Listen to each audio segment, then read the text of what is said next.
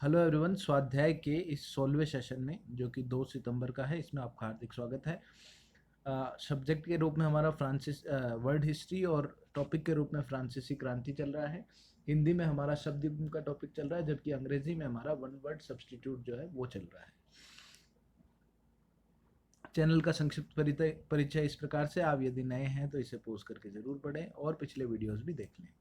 और साथ ही मैं बताना भूल गया, टेलीग्राम चैनल से भी आप लोग जुड़ सकते हैं, जिससे आप इन सेशंस की अच्छी क्वालिटी की पीडीएफ्स प्राप्त कर सकते हैं और क्विक लिंक्स भी प्राप्त कर सकते हैं। ये हमारे आज के क्वेश्चन है। पहला प्रश्न है हमारा, एस्टेट जनरल से आप क्या समझते हैं। एस्टेट जनरल के बारे में हमें 50 शब्दों में बताना है। दूसरे प्रश्न में, फ्रांसीसी क्रांति में बौद्धिक जागरण के दौरान रूसो के योगदान के बारे में हमें बताना है, रूसो के योगदान के बारे में। फिर फ्रांसीसी क्रांति के दौरान मोंटेस्क्यू का बौद्धिक जागरण में योगदान क्या था, ये हमें 50 शब्दों में बताना है। एस्टेट जनरल का पहला प्रश्न है जो कि हमें 50 शब्दों में डील करना है। एस्टेट जनरल, यह फ्रांस में एक प्रतिनिधि संसद थी जिसमें कुलीन वर्ग, पादरी वर्ग, अभिजात वर्ग व सामान्य नागरिकों का प्रतिनिधित्व होता था। यह एक सलाहकारी संस्था थी। इसमें पादरी, कुलीन व जनसाधारण एक एक वर्ग के रूप में एक एक मत के हकदार होते थे। क्रांति से पूर्व जनसाधारण वर्ग, जो कि संख्या बल में अधिक था, ने सदस्यवार मतों की व्यवस्था शुरू करने की मांग की। इस कारण परस्पर द्वंद्व हुआ और क्रांति का जन्म हुआ। तो फ्रांस में एक एस्टेट जनरल थी, इसको हम बोल सकते हैं एस्टेट जनरल। और इस एस्टेट जनरल में तीन दल थे, पादरी वर्ग एक, और दूसरा था आपका कुलीन वर्ग, और तीसरा था जनसाधारण वर्ग। पहले इन तीनों को एक एक मत का अधिकार था, दल के रूप में इनको एक एक मत का अधिकार था, जबकि संख्या बल में जो जनसाधारण वर्ग था वो अधिक था। संख्या बल में जनसाधारण वर्ग अधिक था, जिसलिए इन लोगों ने मांग की कि ये जो वर्ग आधारित जो मत व्यवस्था है, इसके आधार पर संख्या आधारित मत व्यवस्था हो, जिससे ये जनसाधारण वर्ग के जो जरूरी प्रस्ताव है वो पारित हो सके। तो इस प्रकार से ये एस्टेट जनरल थी जिसमें 3 वर्ग थे। और जब इन प्रथम और द्वितीय वर्गों ने इसकी मांग का विरोध किया, तो इनके बीच में परस्पर संघर्ष हुआ और वो संघर्ष ही फ्रांस की क्रांति कहलाया। अगला हमारा प्रश्न है, फ्रांसीसी क्रांति में बौद्धिक जागरण के दौरान रूसो के योगदान का संक्षिप्त वर्णन करना है हमें 50 शब्दों में। तो फ्रांसीसी क्रांति में हमने देखा कि बौद्धिक चेतना किसी भी प्रभावी जन आंदोलन के लिए प्रथम आवश्यकता होती है। फ्रांसीसी क्रांति के दौरान भी रूसो, मोंटेस्क्यू, वोल्टेयर, दिद्रो आदि विचारकों ने बौद्धिक जागरण में अग्रणी भूमिका निभाई। रूसो ने अपनी पुस्तक सामाजिक संविदा में मानव स्वतंत्रता पर बल दिया। उसके अनुसार मनुष्य स्वतंत्र पैदा हुआ है, लेकिन आज वह सर्वत्र जंजीरों से जकड़ा हुआ है। नेपोलियन ने भी रूसो को फ्रांस की क्रांति का प्रमुख उत्तरदायी व्यक्ति माना है। तो येलो में हमने इसके कीवर्ड्स हाईलाइट किए हैं।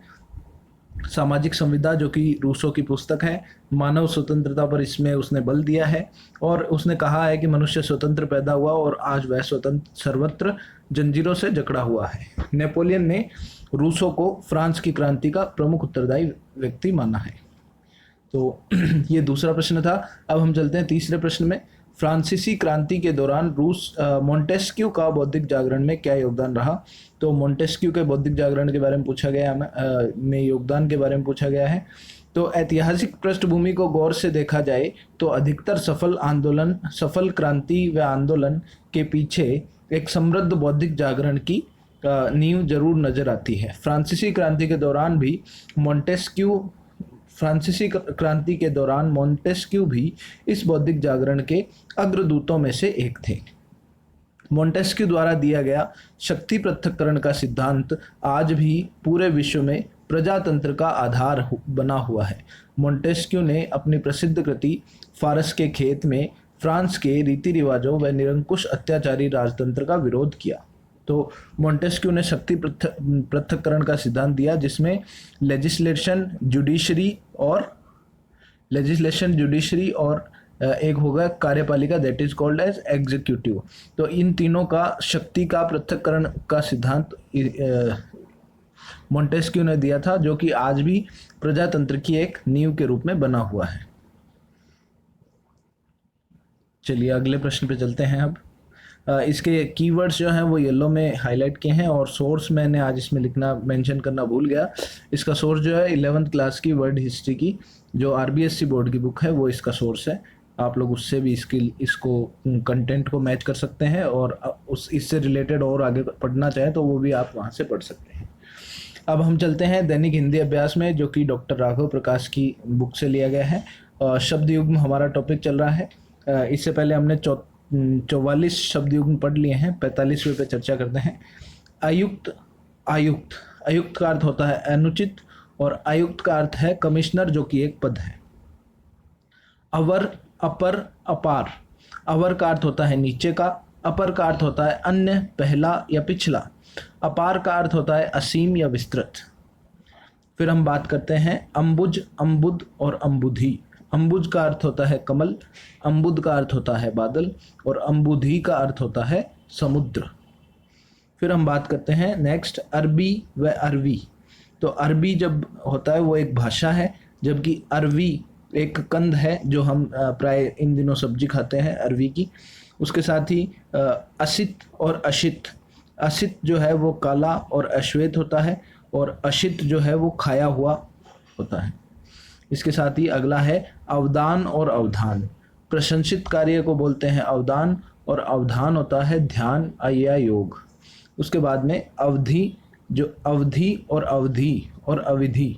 तो अवधि में जब छोटी ई की मात्रा होती है तो ये इसका सेंस जाता है समय सीमा से, और अवधि जो है वो अपने आप में एक हिंदी भाषा की एक बोली है। उसके साथ ही अविधि जो है वो कानून के विरुद्ध जो चीज़ें हैं उसे अविधि बोला जाता है। अगला है अंधकारी और अंधकारी। अंधकारी में जब छोटी ई की मात्रा होती है तो वहाँ पर उसका अर्थ महादेव निकलता है, और जब अंधकारी में बड़ी ई की मात्रा होती है तो उसका अर्थ भैरव राग के रूप में निकलता है। अगला हमारा शब्द युग्म है अनुराग और विराग। अनुराग का अर्थ प्रेम से है, और विराग का अर्थ विरक्ति या उदासीनता से है। अगला हमारा शब्द युग्म है अली या आली, और इन दोनों में छोटी मात्रा तो इसका अर्थ आता है भौरा, और अली और आली में जब बड़ी मात्रा आती है तो उसका अर्थ आता है सखी। अगला है हमारा अर्थी और अर्थी। जब अर्थी होता है, अर्थी में ऊपर रह लगा हुआ होता है तो उसका अर्थ होता है इच्छा वाला, और अर्थी जब होता है उसका अर्थ होता है शव ले जाने में प्रयुक्त वाहन या शैया, उसको हम बोलते हैं अर्थी। उसके बाद में अपहार और उपहार। अपहार का अर्थ होता है अपहरण या चोरी करना या छिपाना, और उपहार का अर्थ होता है भेंट। और नेक्स्ट है आदि। आदि का अर्थ होता है आदि और आदि। आदि में जब छोटी की मात्रा होती है उसका अर्थ होता है प्रारंभ, प्रथम या वगैरह, और आदि में जब बड़ी ई की मात्रा होती है उसका अर्थ होता है अभ्यस्त। अगला है आद्रा और आर्द्र। जब आद्रा अर्थ में प्रयोग आद्रा जो है वो एक नक्षत्र का नाम है, उस अर्थ में प्रयुक्त होता है, जबकि आर्द्र जो है वह गिल्ला शब्द के लिए प्रयुक्त होता है। अगला हमारा है आरती और आरती। आरती में जब छोटी ई की मात्रा होती है उसका अर्थ होता है विराम, और आरती में जब बड़ी ई की मात्रा आती है तो उसका अर्थ होता है पूजा के लिए दीपक। फिर आवरण, आमरण, आवरण, आमरण और आभरण। तो आवरण, आमरण और आभरण में आवरण का अर्थ होता है पर्दा, आमरण का अर्थ होता है मृत्यु तक, और आभरण का अर्थ जो है वो होता है आभूषण या गहने तक। तो ये हिंदी में हमारे शब्द युग्म थे। अब हम चलते हैं अंग्रेजी के लिए। अंग्रेजी में हमारा टॉपिक चल रहा था वन वर्ड सब्स्टिट्यूट, और इसके सोर्स के रूप में प्रोफेसर BK रस्तोगी की एडमिनिस्ट्रेटिव सर्विसेज के लिए जो जनरल इंग्लिश की बुक आती है उसको आप रेफर कर सकते हैं। तो the gradual recovery of health and strength after disease. बीमारी के बाद में धीरे धीरे हेल्थ का रिकवर होना, that is called as CONVALESCENCE, convalescence. यदि मेरा उच्चारण गलत हो तो इसे आप करेक्ट करिएगा। इसका अर्थ होता है आरोग्य लाभ। उसके बाद में अगला है animal, an animal that eats और फीड्स ऑन फ्लैश। एक जानवर जो मांस के ऊपर जीवित रहता है, दैट इज कॉल्ड मांस पक्षी, और अंग्रेजी में हम इसको बोलते हैं carnivorous. Anything which has lost its force or anything by lapse of time has ceased to be acted on. दो शब्द दिए गए हैं, anything which has lost its force, ऐसी कोई चीज जिसका अब चलन में नहीं है, या anything by lapse of time has ceased to be acted on, कोई भी चीज जो समय के गुजरने के साथ आज की स्थिति में प्रचलित नहीं है, अप्रचलित, इस चीज को बोलते हैं डेड लेटर। उसके बाद में an admirer of fine arts that is called dilettante, अनुरागी। फाइन आर्ट्स का कोई एडमायरर, प्रशंसक जो है उसको बोलते हैं अनुरागी। A place where one lives permanently, एक ऐसा स्थान जहाँ पे कोई व्यक्ति परमानेंटली निवास करता है उसे बोलते हैं अधिवास, और अंग्रेजी में इसे बोलते हैं डोमिसाइल। हम लोग जो मूल निवास बनाते हैं उसको डोमिसाइल सर्टिफिकेट बोला जाता है। अगला है one who believes in the existence of God but denies revelation, मतलब एक ऐसा व्यक्ति जो भगवान के अस्तित्व में विश्वास करता है लेकिन उसके बारे में स्पष्ट रूप से रिवील नहीं करना चाहता, that is called डीस्ट, Astik, DEIST, डीस्ट, आस्तिक। अगले वन वर्ड्स हैं हमारे absolute rule of a person और group without the necessity of the consent of the governed, तो इसका अधिनायकत्व निकलता है अर्थ, जिसका अंग्रेजी मीनिंग है डिक्टेटरशिप, एक ऐसा शासन जहाँ पे किसी व्यक्ति विशेष द्वारा या किसी ग्रुप विशेष द्वारा पूरी शासन सत्ता जो है वो चलाई जा रही है, दैट इज कॉल्ड अधिनायकवाद। One who is versed in the science which treats of the skin and its diseases, एक व्यक्ति जो त्वचा से संबंधित जो बीमारियां हैं उनके लिए विशेषज्ञ हो, उस शब्द को रेफर करते हैं हम डर्मेटोलॉजिस्ट से, इसको हिंदी में बोलते हैं त्वचा विशेषज्ञ। और a language no longer spoken, इसका अर्थ होता है ऐसी प्राचीन भाषा जो आजकल अप्रचलित है, उसे अंग्रेजी में बोलते हैं डेड लैंग्वेज। इससे पहले हमने डेड लेटर पढ़ा और ये है डेड लैंग्वेज। और a period of 10 years is called as decade, जिसको हिंदी में बोलते हैं दशक। और that which can be effaced और ब्लॉटेड आउट, यानी कोई ऐसी चीज़ जिसको डिलीट किया जा सकता है बाद में, दैट इज कॉल्ड एज डिलीबल। सुपाच्य इसको हिंदी में बोलते हैं, हालांकि सुपाच्य का अर्थ ये नहीं है कि ये चीज़ पच जाए, सुपाच्य का अर्थ है कि जिसको भविष्य में अच्छी तरह से सुधार किया जा सकते हैं।